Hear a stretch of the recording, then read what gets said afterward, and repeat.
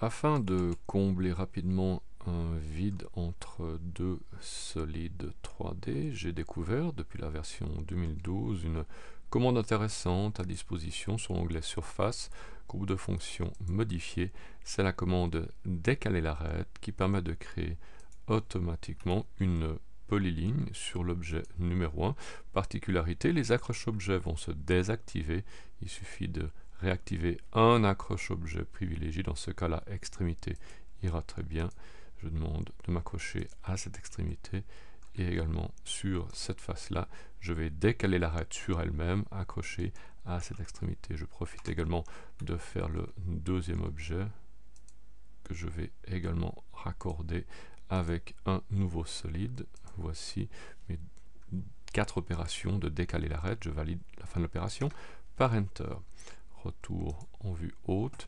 J'utilise maintenant l'onglet Gel pour pouvoir geler les objets originaux.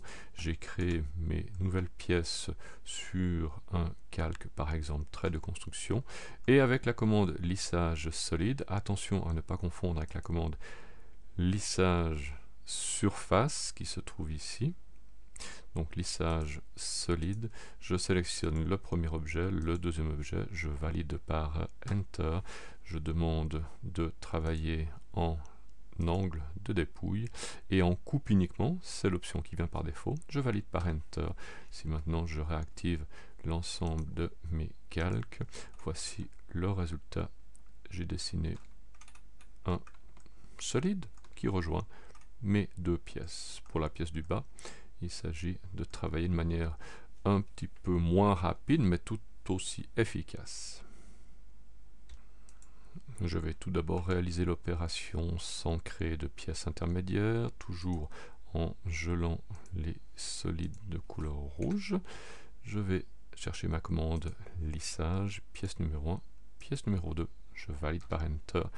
Dans les états de visibilité, je demande angle de dépouille et je confirme l'option coupe uniquement par la touche Enter. En passant en vue haut, voilà le résultat. J'ai cet effet de distorsion alors que je souhaitais obtenir un coude parfait. Donc pour y arriver, il va falloir travailler avec quelques traits de construction, avec ligne tout d'abord, accrochage cadran, cadran. Par chance ici le milieu correspond exactement au cadran et de nouveau une ligne, accrochage cadran vers cadran. C'est la commande raccord rayon 0 qui me permet de trouver le centre de mon dispositif. Je sélectionne cette pièce, clic de droite, je vais réaliser une rotation avec ce point de base et je demande tout d'abord l'option copier, j'ai pas envie de détruire cet objet là, et ensuite l'option référence. En demandant référence, premier point pour l'angle de référence, et ici je demande que la nouvelle orientation de la pièce soit au milieu entre mes deux points, entre ce point-là et ce point-là. C'est plus rapide de passer par la commande copier la sélection que d'essayer de passer par la commande réseau polaire. Une fois que les trois pièces sont installées, je vais reprendre ma commande lissage, pièce numéro 1, pièce numéro 2, pièce numéro 3. Je valide par Enter. Cette fois, j'ai plus besoin de prendre l'angle de dépouille. Je reste en lisser, ajuster. Enter pour confirmer coupe uniquement. Je passe en vue haut. Je viens libérer tous mes calques et voilà, j'ai exactement la pièce que je souhaitais.